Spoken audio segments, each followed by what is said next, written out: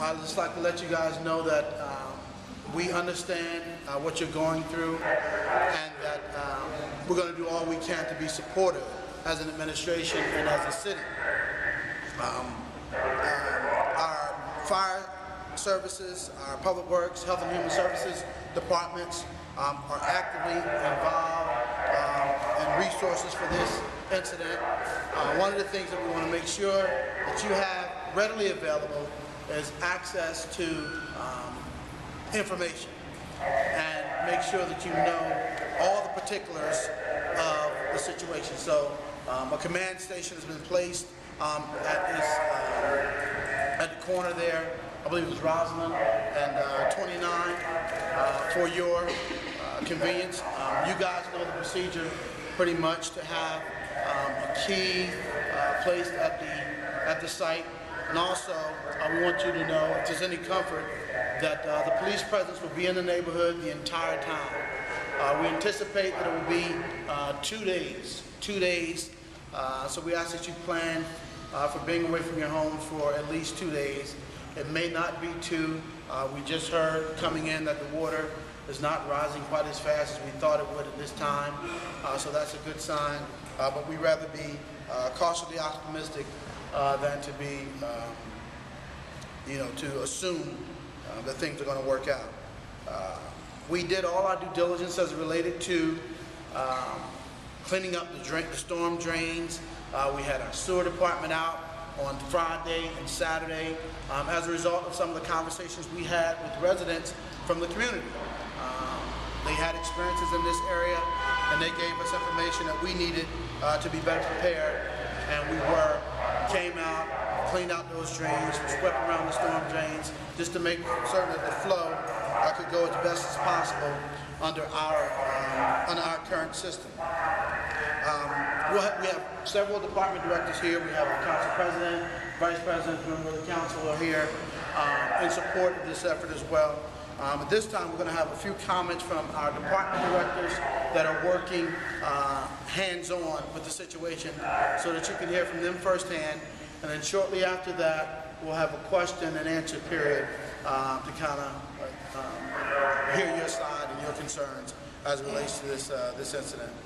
This time we'd have Director Bashir come and talk to us about his portion of the operation. Thank you very much. First of all, I'd just like to thank the mayor. He's been very supportive.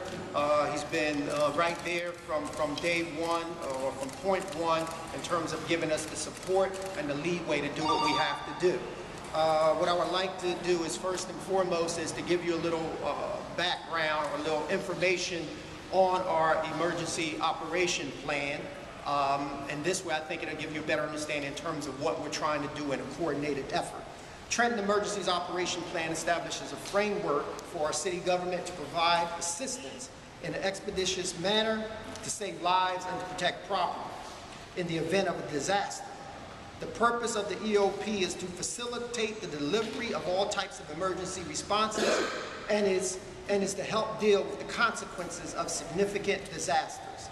The plan outlines the policies, planning assumptions, conceptual operations, organizational structures, and specific assignments of the responsibilities to the various cities, departments, and agencies that's involved in coordinating the local, county, state, and federal response activities. Our EOP groups the types of assistance to be provided to emergency support functions, the ESP. Some examples, and some of the directors are here today: public safety, public works, public health, and medical, hazardous materials, etc., etc. The specific emergency will dictate the coordination and the major agencies and departments directly involved.